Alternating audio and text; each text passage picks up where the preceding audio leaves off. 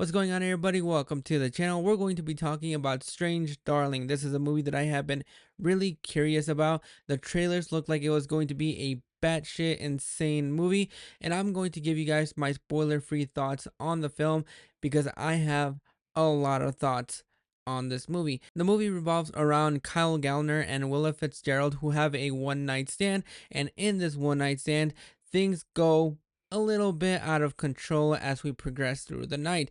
Now, the movie is told in 6 chapters.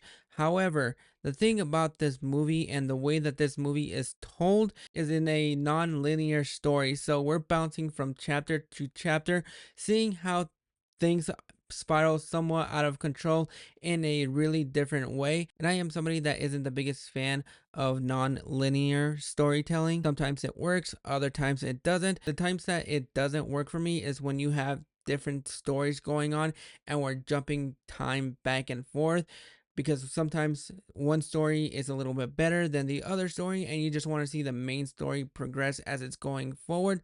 But the way that this movie is told, the way that JT Molnar directs this movie and tells this story in a non-linear way gets you invested every step of the way, because you are trying to figure out how this one night stand went from a really fun and enjoyable night to basically going batshit insane. So the way the movie was told, I really dug this storytelling. I thought it added a little bit. If you're somebody that isn't the biggest fan of this type of storytelling, it might work for you, it might not, but it worked for me. Just seeing everything progress out of order kind of throws you into the chaos of everything that is going on. And really, the movie is Kyle Gallner's and Willa Fitzgerald's film.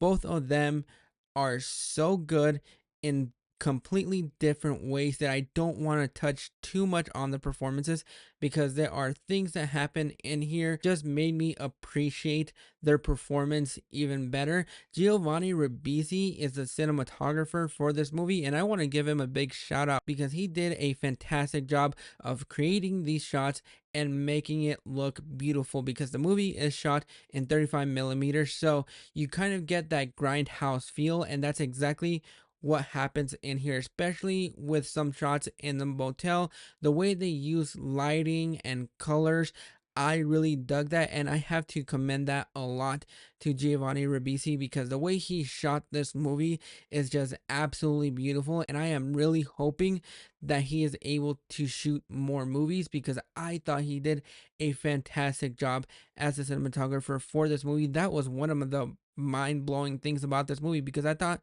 he was just a executive producer on the film, but no, he is the cinematographer for this movie. And you know what, hats off to him, because he did a fantastic job of just giving us these beautiful shots and just making it feel like it has that grindhouse feel. I have not come out of a movie this surprised since Barbarian. It might end up being one of my favorite films of the year, even when it comes down to the dark humor in here. They infuse it in the right places that sometimes it feels like it makes you uncomfortable to laugh in situations you're not supposed to be laughing at. And I thought that is part of the script that was fantastic. JT Molnar did a fantastic job with the direction and the writing. Kyle Gallner and Willa Fitzgerald did a fantastic job of bouncing off of one of each other, because they have to be in such a different state of mind that once we get to the halfway point of this movie, it switches the tone around a little bit. And that is something that I really loved and appreciated about this movie. This movie just absolutely surprised the living hell out of me, because I knew very little about this movie.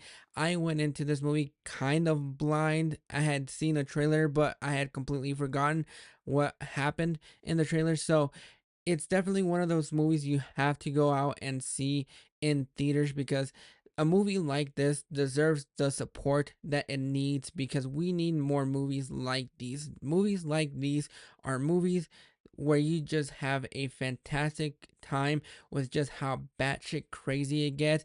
It's bloody, it's insane. There are things in here that I'm really wanting to talk about, but I am trying to keep this as spoiler free as I possibly can, because it goes in different weird and insane directions that I absolutely loved.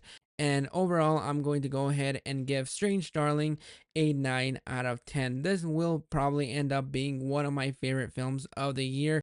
It definitely is the top contender for most surprising film of the year. And when this movie hits theaters next week, run out and go see it because it is worth watching in theaters. But those are my thoughts on Strange Darling. Have you guys checked it out? Are you planning on checking this film out? Go ahead and drop your thoughts in the comments below, and I'll catch you guys for the next video.